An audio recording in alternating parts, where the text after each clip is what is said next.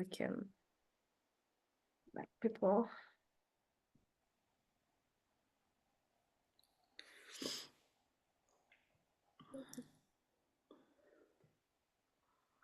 All right, thank you so much, everyone, for joining us today. It's good to have you on board. We're going to give it a minute until we have more people join in, and then we can start off. So thank you for joining on time.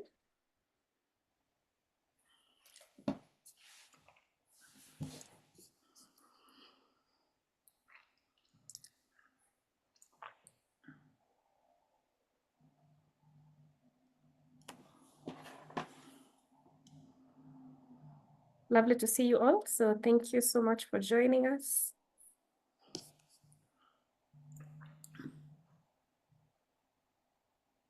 Okay, so what we'll do is we'll start off and then others can join us on the way.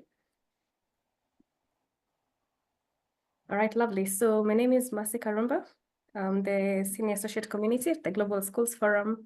And today we are celebrating the World Youth Skills Day. Thank you so much for joining us in commemorating this beautiful day as we celebrate the youth, first of all, but most importantly, recognize organizations that are doing great in upskilling this youth and just making sure that they have better opportunities out there and that these youth are, well upskilled and ready for the world of work, most importantly, but also ready for life. So as we do that today, just to get to know who is in the room, so please write your name, organization, and which part of the world you're joining us from.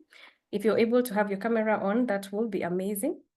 And also if you're able to change your name, basically to highlight the organization you're from so that we can just understand who's in the room with us, that will be great. So let's use the chat function.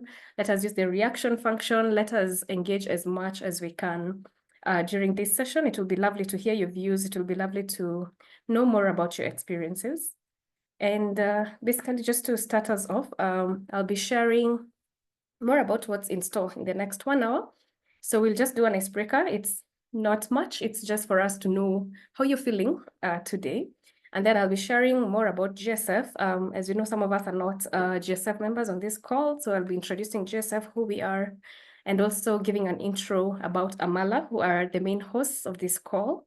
And then Mia will take over and share more about Amala and their Global Secondary Diploma, as well as their Changemaker Courses. We will have an alumni sharing more about the program and what she's been able to gain out of this. And then we'll do questions and discussion for 5 minutes, and then a challenge carousel, where it will be amazing just to hear your views on the issues or the questions that will be raised, just for us to brainstorm together and come up with a collective action in regards to the youth and the upskilling issues. And then we'll wrap up for 5 minutes. So just to start us off, it will be lovely to know, how are you feeling today?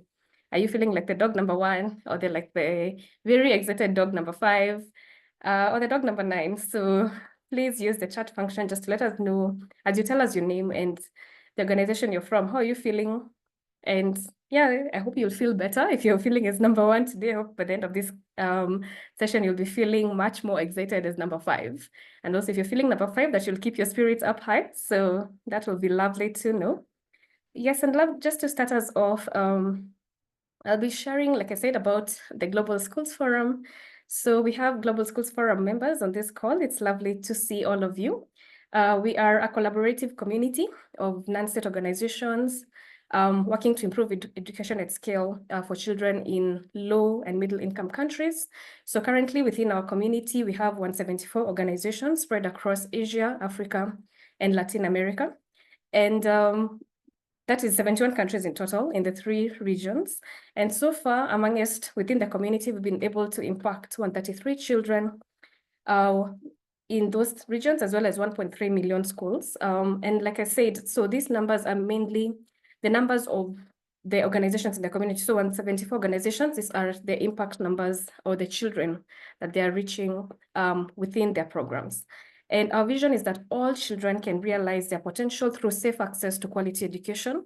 And our age range is normally from 0 to 18. That is why the youth are also a critical component of our programs and our work. And so today we want to recognize them and just realize, what are the youth doing, especially the youth within the refugee communities?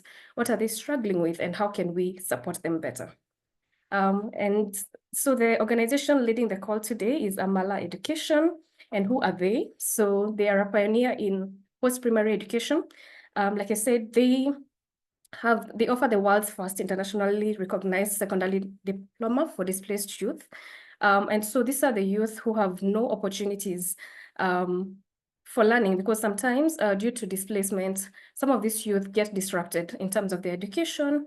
Some of these youth are not connected even to their families when they move to these new countries where they're seeking refuge. And so Amala is there to literally give them another chance. Because some of them may never continue with education if they're not given this opportunity to progress. So their programs are well designed with and for these displaced youth, and they ensure that these children, or let me call them this youth, are given another opportunity, basically just to progress and move on like any other child who's not going through conflicts. They also have Changemaker courses that build skills in leadership, entrepreneurship, and storytelling. And Mia will tell us more about that. And these programs are mainly delivered through community partnerships. So they work alongside other organizations in Jordan, Kenya, Uganda, Malaysia, and beyond. And they're basically, the aim of the programs is for them to nurture young people's potential, to shape their futures, and lead change in their communities and beyond. And our main speaker today is Mia. So Mia Eskelund Pedersen, I hope I mentioned that correctly, is the co-founder and co-executive director of Amala Education. And she's originally from Denmark. She has worked in international education for over a decade. Mia helped start Amala to respond to the gap in high-quality learning opportunities for young people affected by displacement. She now focuses on strategy and partnerships, working with teams across Jordan, Kenya, and beyond to make education more accessible, relevant, and rooted in the realities of young people's lives. So I'm pleased to welcome Mia to take over the session as she tells us more about herself, the program, and introduce Esther as well, who is the alumni who will be sharing about her experience. So most welcome, Mia. Please take over. Thank you so much, Mercy, and thank you for that introduction. I will introduce myself in a second. I will just start sharing my screen so we've got that all sorted.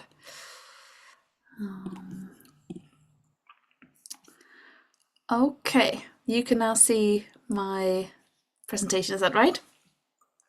Great. Okay, well, hello everyone, and thank you so much for coming to this session. My name is Mia. As Mercy said, I'm the co-founder and co-executive director of Amala, and I'm here today with one of our alumni, Esther Maru, who's joining us from Kalabay refugee settlement in Kenya. And she's not only one of our alumni, she is now also working with us on a social franchise pilot, which we will tell you more about in a second, but very excited to be here with her today and celebrating World Youth Skills Day. So what I'll try and do in this session today is answer 3 questions. I've got about 15 minutes. So first of all, why are refugee youth being left behind, and what does that mean for them and their futures? What's Amala doing differently, and how does it work? What do we do and how do we do it? And what's the impact of that work, and where do we hope to go from here? And then Esther will come in and she will talk to us about the importance of youth skills and her experience of being in Amala, not just as a student and alum, but also as an educator and coordinator. And then finally we'll have time for questions, and then we'll do what Mercy calls a challenge carousel, where we'll pose some questions to the audience where we would really appreciate your input and perspectives. So let's dig right in. Our first question is, why are refugee youth being left behind, and what does that mean for their futures? When we started Amala back in 2017, there were 60 million people around the world who were forcibly displaced. Today, that figure is 122 million, so it has more than doubled.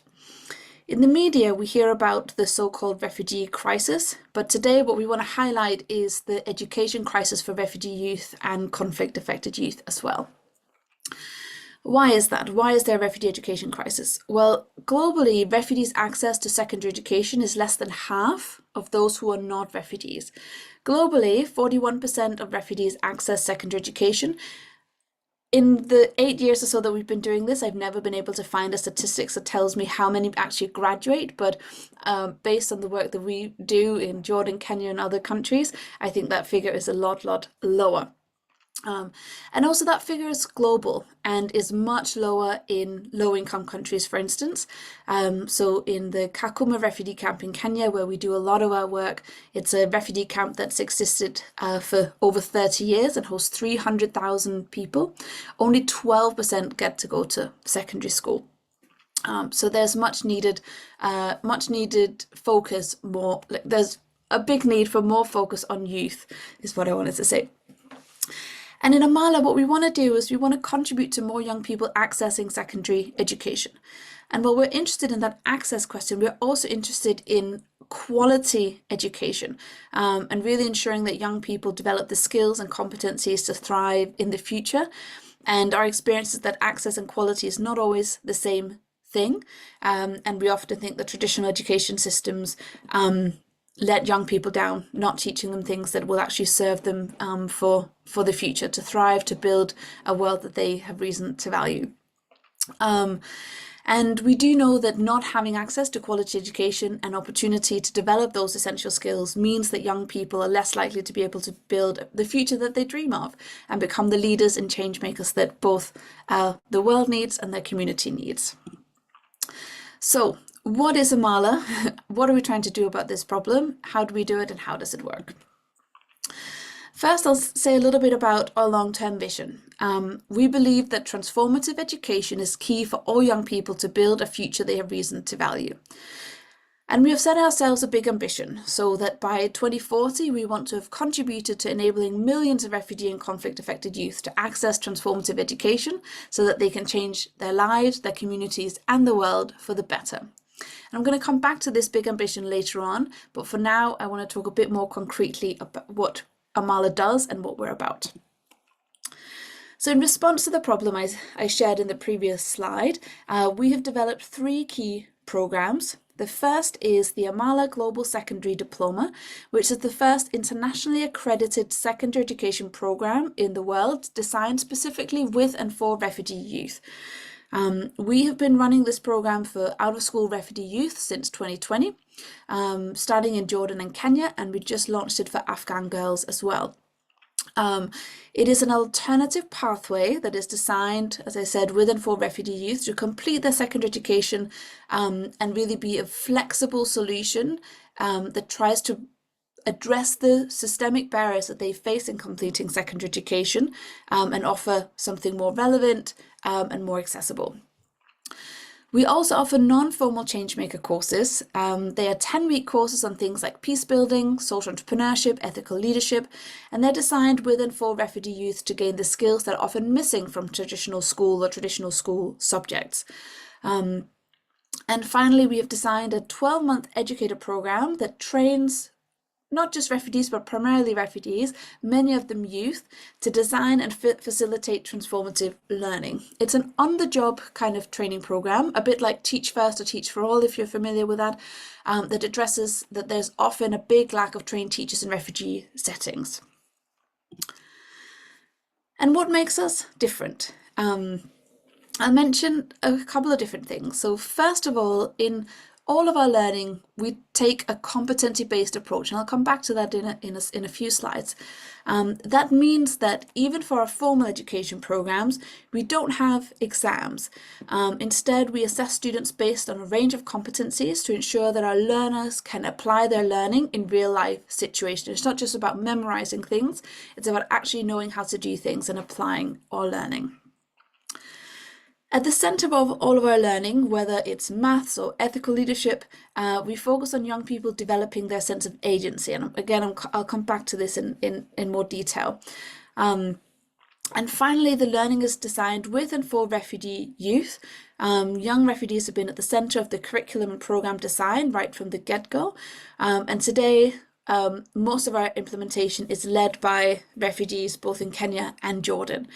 And we also work with more than 10 refugee-led organisations who run our non-formal Changemaker programmes in Kenya, Uganda and Malaysia, and Kifobali Kalubay Initiative for Better Life, It's a refugee-led organisation in Kenya who we've piloted running the Global Secondary Diploma with since March of this year, which we think and hope will be a powerful model for future scale.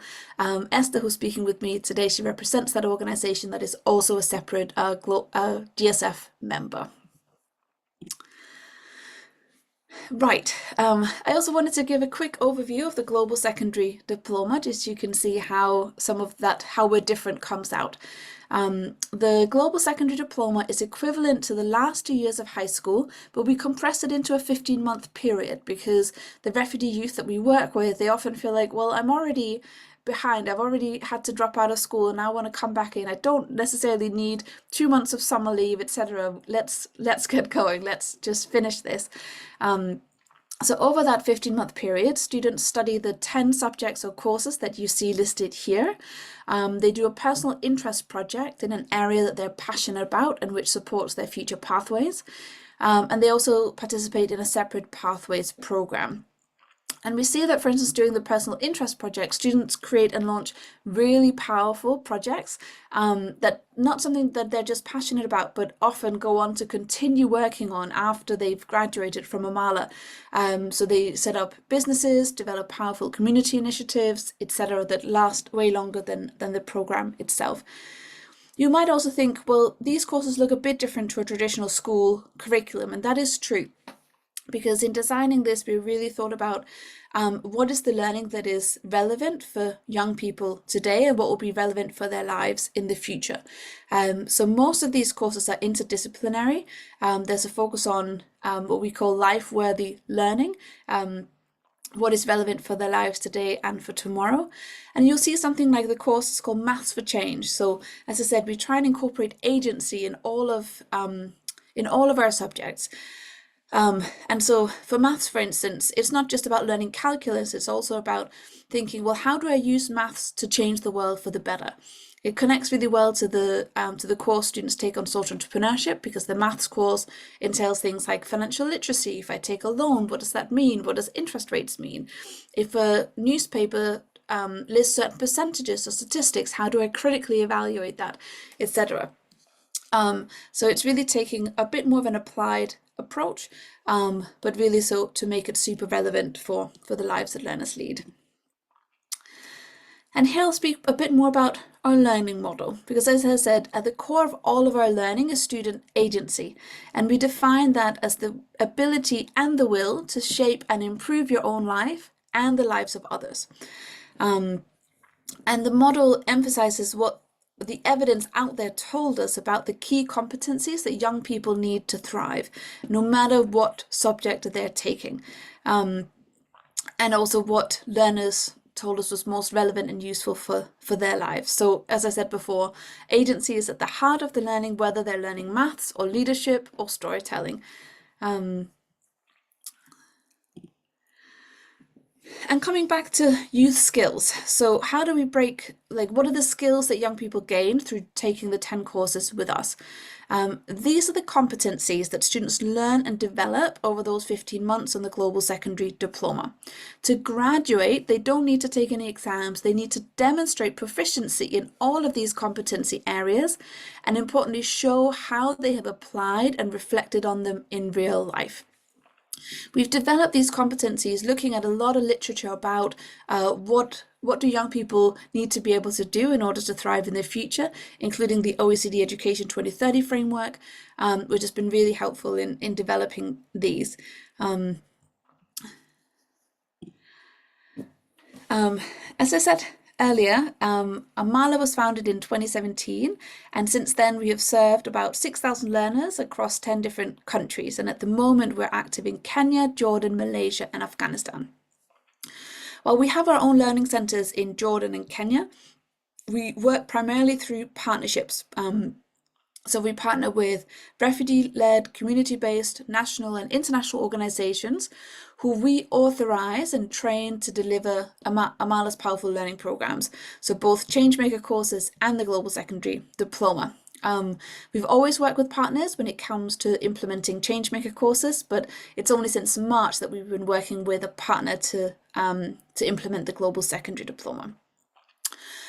And working with partners is really key to us because it enables us to reach more people, more young people in areas where we're not active, but also more importantly, work with those who really know their community so we can tailor the learning to their setting. All right, the final question, what impact are we seeing and where do we go from here? So in terms of impact, 40% of our alumni go on to further education. 19% of those are in higher education, which is quite a big achievement because the global average for refugee youth in higher education is 7%.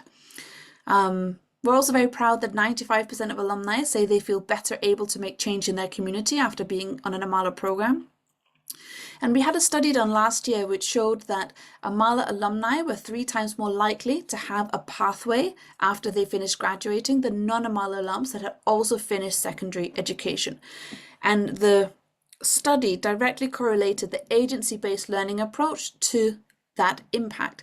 And I'll share an example to show that.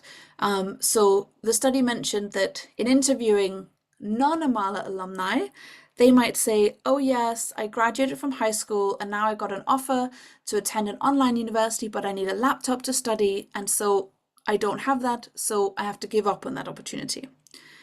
The Amala alum would say, right, I graduated, I got an offer to study higher education on an online university. It says I need a laptop, I don't have one, but let me see if I can crowdfund some money from my family members, see if I can get a cheaper second-hand one, see what IT centres are around me so I can go and study. Amala, can I come back and use your computers for a couple of hours every week to enable me to study? And that agency and tenacity and resilience help them in accessing more pathways. And I guess I could talk about our impact for days on end, but it's much more powerful to give the word to some of the young people who are with us. So I have a short video there that I wanted to share. And now comes the most nerve-wracking moment of any online presentation. Let's see if the video works.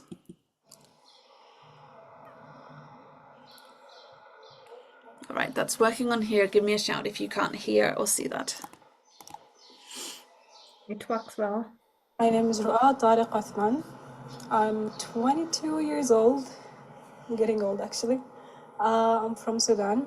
I joined the 5th cohort in 2023. For my first day at Amala, I figured that everyone actually knows each other but me. So I was kind of scared, nervous. But then a feeling inside me said I should really go out of my comfort zone and should start to experience new things. I started to get used to them, to the place itself, to the facilitators or educators, to be more clear, to my friends. They started to see more of a family to me. Sharing the same dreams with others was the best part for me.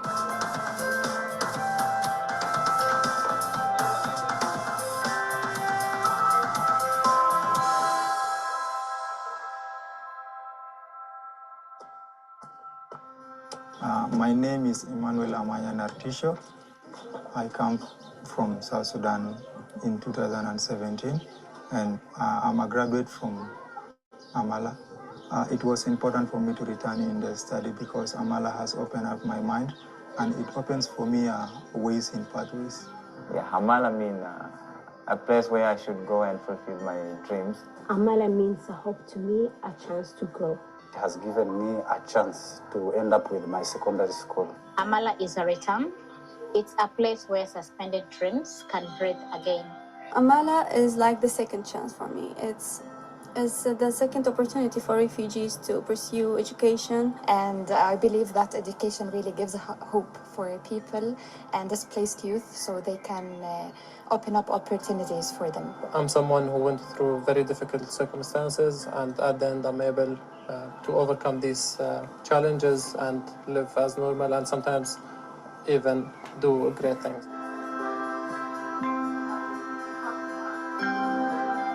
I'm working with Amala as a facilitator of Changemaker program, currently running a course of peacebuilding.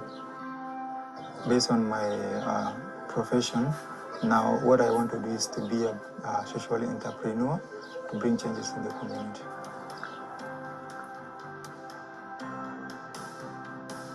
I felt so far away from what do I actually want to do. But Amala really changed that through its courses, through the friendships that I made, through sharing the same dreams and hopes with other people. It motivated me to be more disciplined and to figure out who Ru'a is, who really Ru'a is, and who she really wanted to do in her life.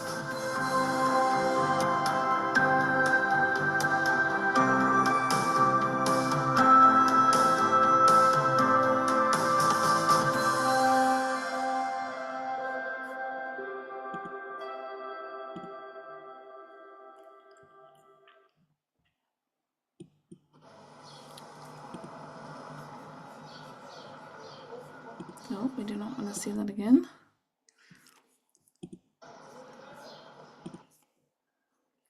Okay, let me just see if we can get to the next slide now. There we go. Okay. So yeah, I hope that gave you a bit of a better idea about what Amala is about and the impact that it has on the young people that are in the organisation. And I think in general, we're very proud of where we've got to in the last 7 years. And when we speak to our students and alumni, they always ask, how can we help get Amala Education to more young people? And as the numbers of refugees rise every year, there's for us a really strong moral purpose to consider how we can grow to reach more young people in the future. And as I said in the beginning, we have set ourselves a really big ambition to have contributed to millions of young refugees having had a transformative education by 2040.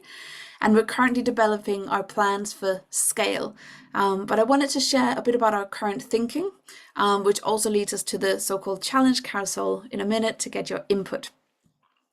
So Amala, in order to grow and scale, we see ourselves working with partners, again, refugee-led, community-based, national and international organizations to run transformative education programs in their communities.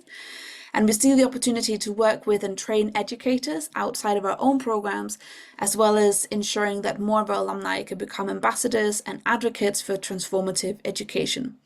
But when it comes to wider systems change, we know we want to do more. And in the next year, we're looking to, experiment and do more research on how we best do this and what Amala's roles should be. So I'm going to focus the challenge carousel on some questions at the end, and I look forward to getting your input and insights on that topic.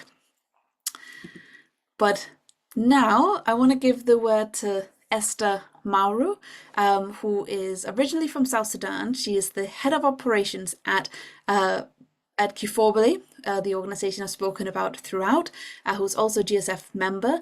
And Esther is also an Amala alum. She is based in the Kalabay refugee settlement in Kenya. She is the coordinator and educator on the Amala Global Secondary Diploma, but she also leads refugee-led initiatives to support girls' education and founded her own program focused on empowering adolescent girls through learning, mentorship, and community support. And over the next sort of 10 minutes or so, Esther will share more about her experiences in Amala, and then we'll go to Q&A and challenge carousel. So let me stop sharing for now and hand over to you. Esther, I think you are here. Yes.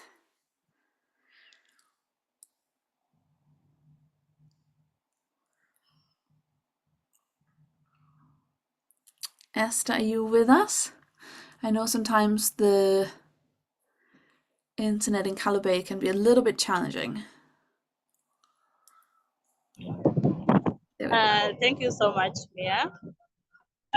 Hopefully I'm very audible. Apologies.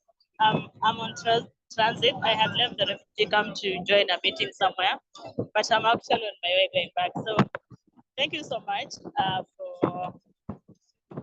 Am I audible enough? Yes, we can hear you, Esther. Yeah, so thank you so much. My internet is not stable. I would have opened my camera, so apologies for that. So yeah, my name is Esther Nakuju, co-founder of Kalabay Initiative for Better Life. It's a refugee-led organization based in Kakuma refugee camp. So I joined the Amala program. I was one of the first cohorts, the pilot cohort that started in Kakuma. So when I joined the program, I never thought I would join that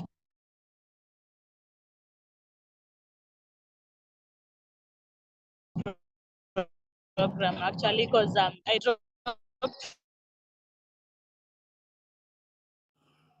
Oh, you're breaking up a bit, Esther. Maybe you could repeat when you're back. When we started the Calibre Initiative for Better Life, that's where I got the advert of Amala.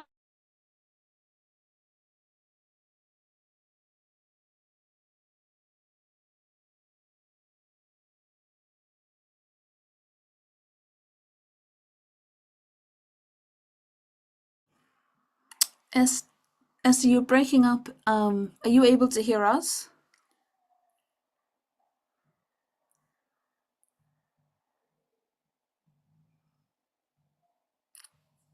Oh, I think we lost Esther. Okay, why that does unfortunately happen sometimes with connections in Kakuma and Calibre. Sorry about that, everyone. I think, why don't we go to Q&A, and then hopefully Esther will join us before the session ends to finish off. Does that sound okay, Mercy? Yes, that's definitely okay. Thank you. I think Great. there's one question from Geoffrey in the chat before we open up to anyone else. I need to get the chat up. Okay. Do conflict-affected youth equally address those in the communities that directly host refugees?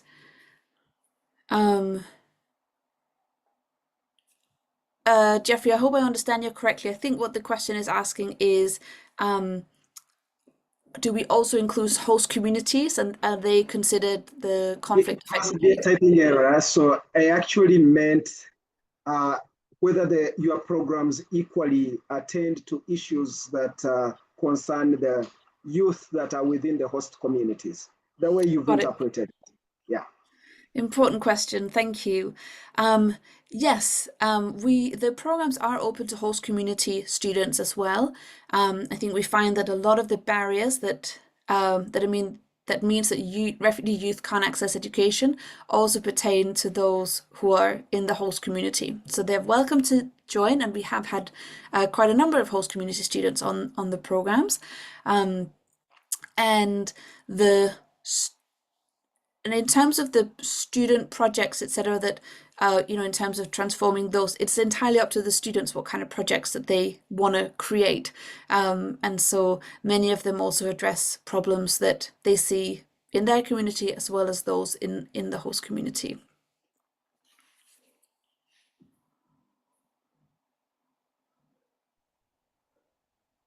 Can I ask another question? Sorry, coming in? Can I ask another question? Oh, yeah, sure. Okay, thank you for the opportunity, and I really appreciate the great work that you're doing here. I have a similar experience because I've been working almost in related programs. I'm looking at this alternative pathway to access education and possibly skills development. And I'm here asking myself, these people come as refugees, but they have different levels of education. Mm-hmm. Does the program target a given level of education, or there is a way that you work to integrate for everyone to fit it, or you are offering the appropriate content for each given group? Yeah, great question. So our program is for the 2 last years of high school. So in the UK, that will be A levels. In Jordan, it will be Taujihi. I think in Kenya, it's KCSE level 4. And so we do require for students to be eligible to join the program, they do need to be able to handle subject matter at upper secondary education level. However, they do not necessarily need to have attended school for their last 10 years, because we recognize that students who need an Amala education have had interrupted education, and sometimes they have been doing a load of learning, just not in school, and they don't have paperwork to show that they have been in school. So we assess, so when they come for a selection day, we assess whether they can handle subject matter at upper secondary education level. If they cannot, we try and identify other organizations where they can get more appropriate catch-up courses and then come back to us. Sometimes that's also English level, although that's more for students in Jordan than in Kenya. So yeah, I hope that answers your question. Yeah, sure.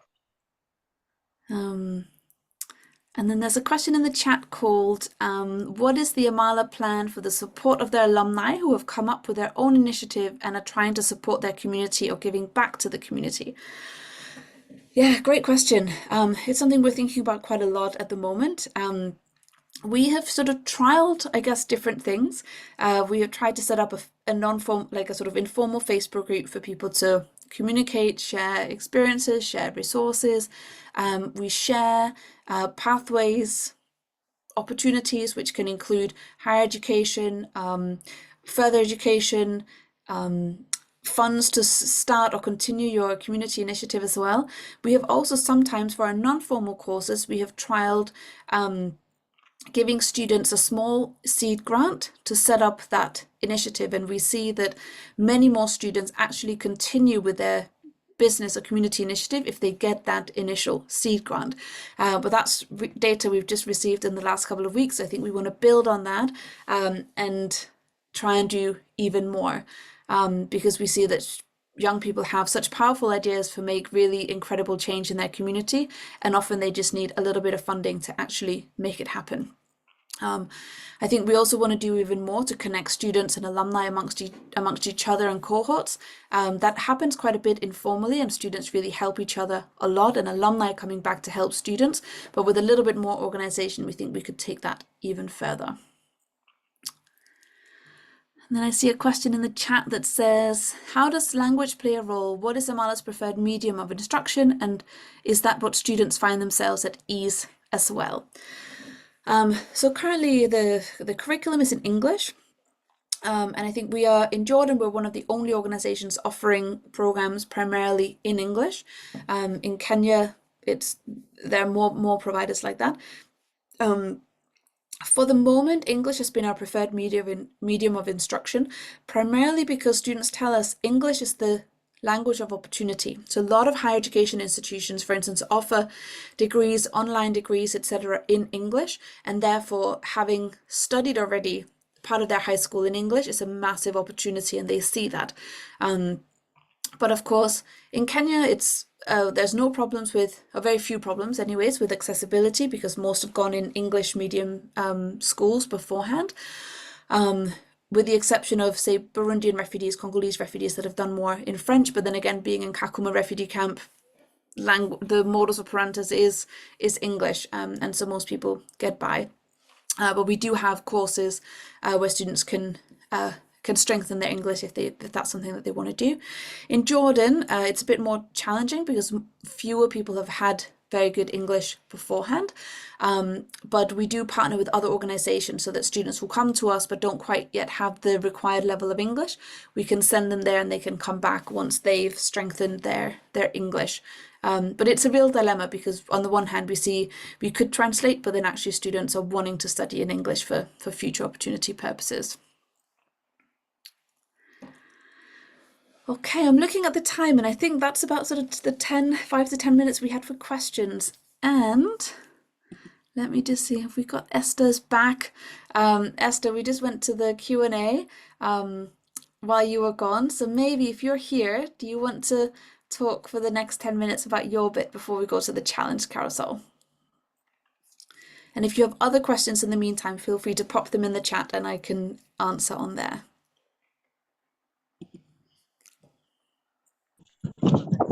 Thank you so much, Mia. Apologies for the internet connectivity.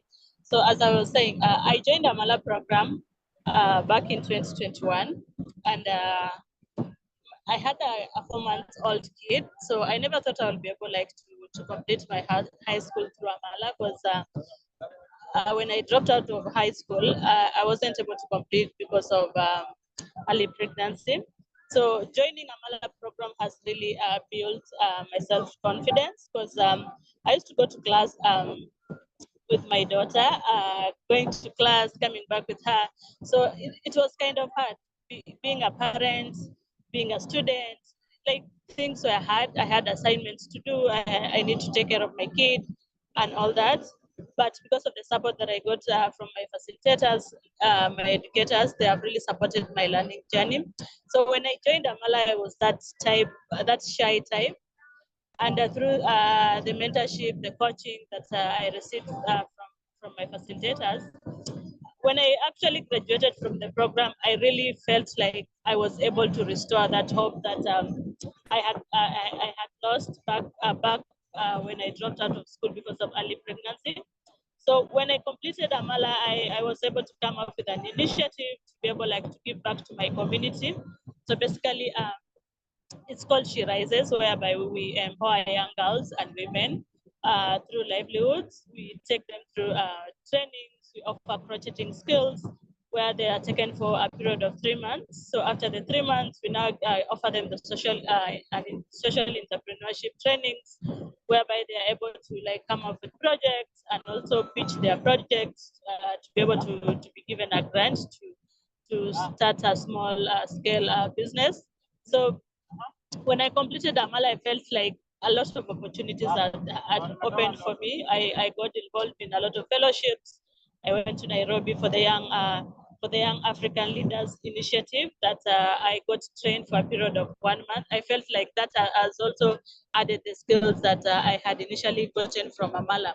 So Amala is really a life-changing opportunity for me because I am where I am because I was able to complete my high school through Amala. And currently, I am also coordinating the GST program in Kalobey and Chigam.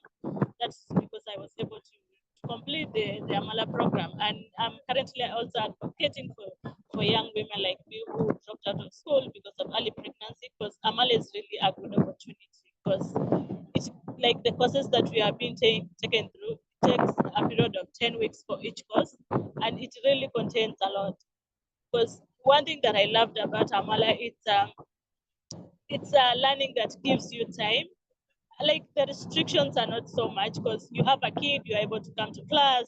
Because the courses that have been delivered, like both online and offline, because sometimes I go to class 3 days a week, and I have 3 days of doing my independent work and all that. So it's flexible.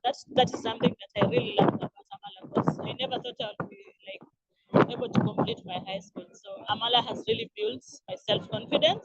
I restored the hope that I lost, and I'm still doing amazing things because I was able to go through Amala. And the journey has not, I felt like completing Amala, the journey has not stopped. That was the beginning of a lot of opportunities for me, because currently I'm explored,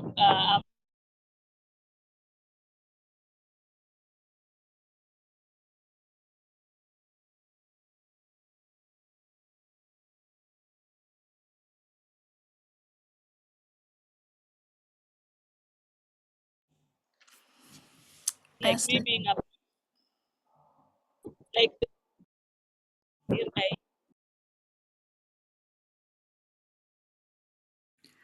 Esther, you're breaking up a little bit again. So yeah, thank you so much to Amala, and we continue empowering. And a big thank you to you, Esther, and thank you for joining. I know it's hard with difficult internet connections. It's just unpredictable. Sometimes it's much better than what I have here in the UK, and sometimes things interfere. But yeah, really appreciate it, Esther. Thank you. Okay, I think we have about 10 minutes left for the challenge carousel.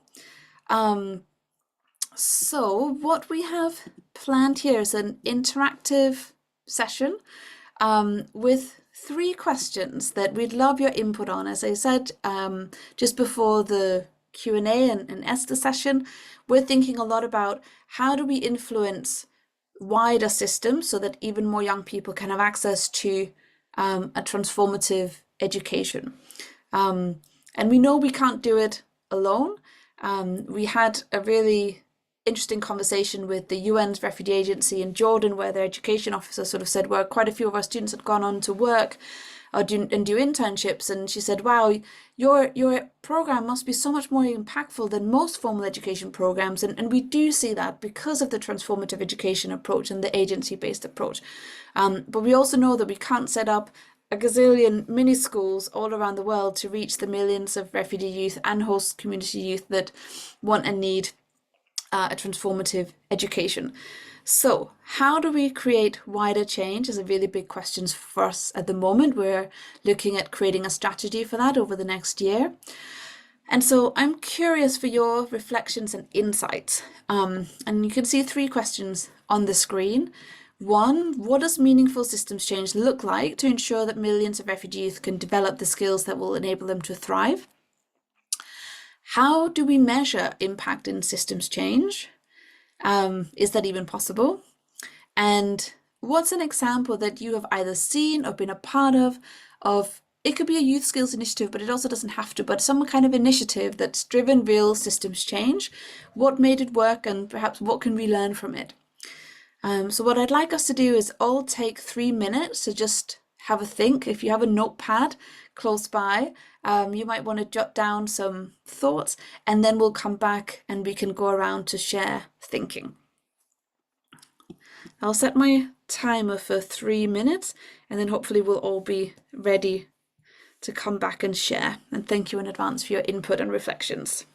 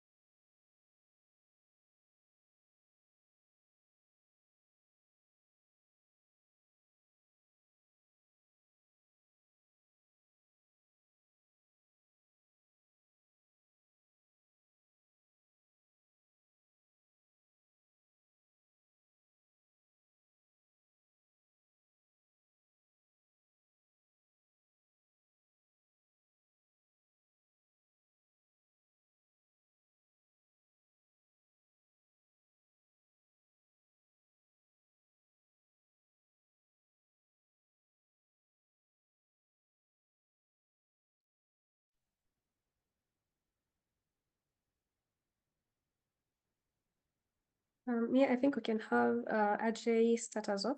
He has his hand up, and then we can just have like 2 more people share. That sounds great. Go for Happy it. to share. Hi, Mia. Mia, this is really great. I think always an inspiration whenever we connect and whenever we learn about the program. I think I can dive into the first question. I feel it's more at the individual level, the resilience part of it, the education part of it, but the family support becomes very crucial as well. And the third thing, I was looking at the social capital. Whenever I read about the word social capital and the kind of partnerships one does,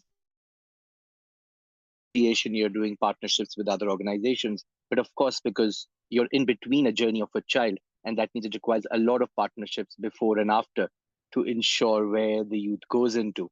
And I think that's something which seems to be key for the system than done. And I was also very, very curious to understand whether formal education systems have reached out to you asking for your curriculum while they are not teaching for refugees, but because I haven't seen formal education curriculums to be teaching the strands and the thematic strands I'm teaching. So it was there. Yeah, really interesting. We have had some interest from other schools to ask, can we use the we use the curriculum, or and I think, you know, we've also partnered with some organisations to say, actually, we don't want to just teach this for in refugee settings. We want to do it more broadly. Can we do that? And I think for us, there's a question around mission drift versus wider impact. So it's a really interesting dilemma that we're grappling with at the moment.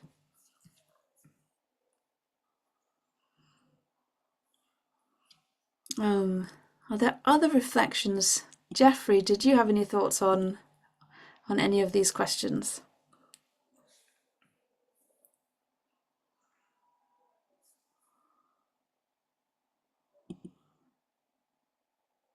Maybe Jeffrey has left.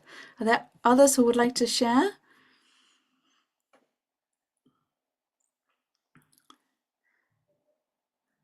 Prata, do you have any thoughts or any experiences that might be relevant for any of these questions?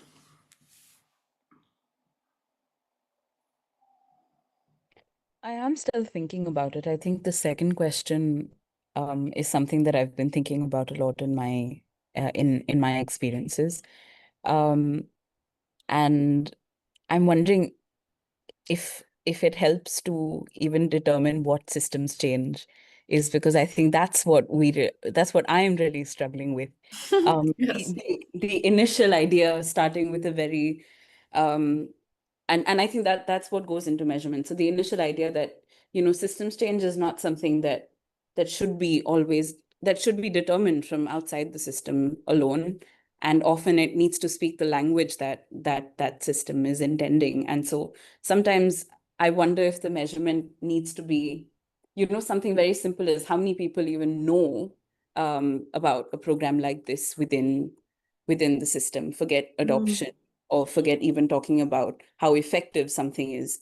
But if we can talk about, okay, in the system, is there one champion who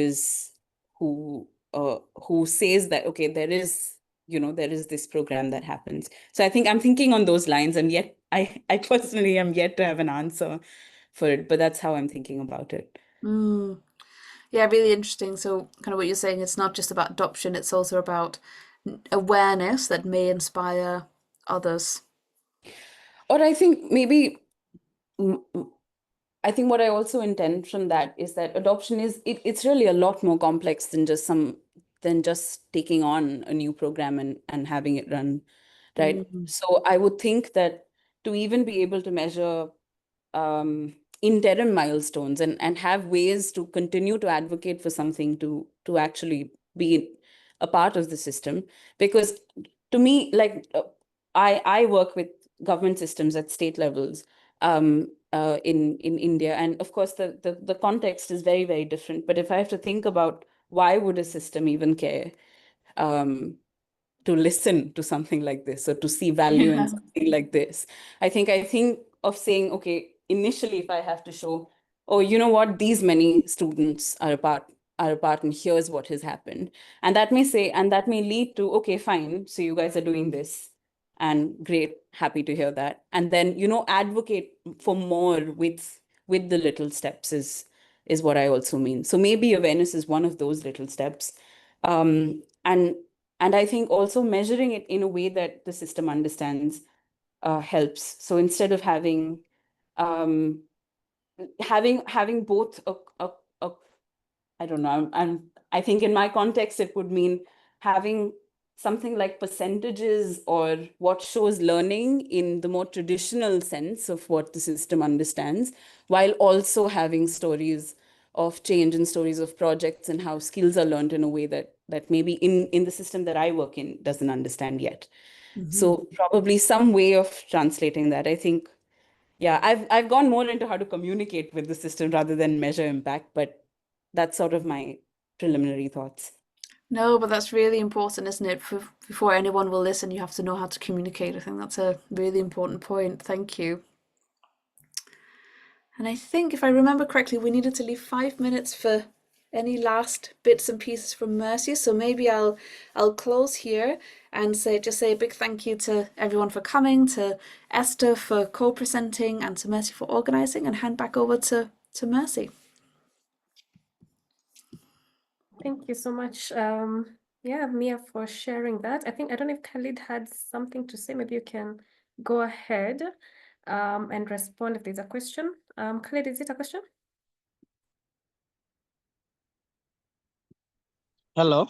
Hello, Khalid. Yes, we can hear you. Yeah, thank you.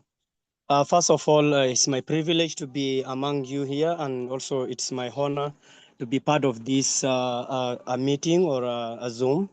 To meet such a people like you, it is my privilege because meeting a new people for me is just a new opportunity to learn many things. Imagine I've been knowing Amala for many, but I have not known Maya or Mia. I've not known her as the co-founder and all that. But today it's an opportunity to know her. As I speak, my name is Khalid Kafi Mojo, a refugee from Kakuma refugee camp in Kenya. So I've been here for almost 11 years. So I am one of the Amala's alumni. I just took one of their courses, and it is really something that has changed my life. So I don't know, should I share, because I saw the questions that she posted. I was like to touch something on it. And another thing, I was like to express how happy I am and how Amala has also changed my life. So which one can I go with it? Okay, amazing. Thank you, Khalid, for sharing with us. And it's good to see the alumni joining the call today. It's lovely. Unfortunately, we don't have much time for that. It's just like the last few minutes, but we're happy to for you to send over whether it's a testimonial or something, and we're happy to share it with Amala, or you can send it directly to Mia. As you can see, I've shared Mia's email. So for any follow-up questions or any partnerships or any questions or anything that you want to share with Mia, please use the email on your screens. I've also sent my email for any questions about GSF as well as the spotlights. And we have a poll that I've just launched right now. So please share with us your feedback based on your experience. How would you recommend the session? And normally what we try to assess is how helpful has the session been? Have you been able to understand more about Amala and their programs as well? And so especially even within the crisis space, have you been able to understand when it comes to refugee youth, what are they going through and how can we support them better? And then would you implement learnings in terms of your space and where you work? How helpful is this? And then please do let us know if there's any aha moment that you've gotten from this session, something you didn't know that now you know about, and you'd like us to know more about that. So this poll is very helpful for us, even as we continue to curate more opportunities for people to engage and learn about the programs of the organizations within our community. And like I said, please find Mia's email as well as mine. And thank you so much, Mia, for sharing with us more about Amala. It's been exciting to hear, especially from the alumni themselves, from Esther, and Khalid is also a testimony in terms of what you've done and the impact you have amongst them. And it was really nice hearing things like it's from the video as well as from Esther that this was a second chance. They found friendships. They've gotten more hope just by being part of this program. So it shows just the wonderful work that Amala and the programs are doing in giving the youth who will not have a chance to continue their education. So thank you so much for sharing. And thank you so much, everyone, for joining us today. It's lovely to have you on board, even as we celebrate the World Youth Skills Day. We couldn't have done it without you. So thank you for celebrating with us. It's lovely to have you on board. And we're happy to continue engaging, so feel free to reach out to me or Amala for continuous conversations around this.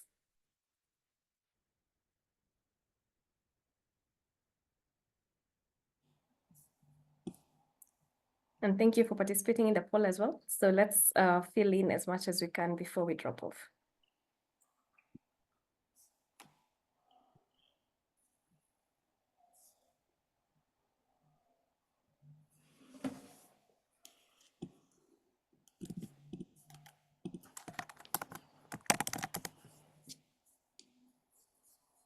Amazing. Have a wonderful afternoon, evening for everyone. Thank you for joining. We really appreciate your presence. Thank you, everyone. Thanks for coming. Yeah, thank you. Thank you. All right. Thank you so much. Thank you.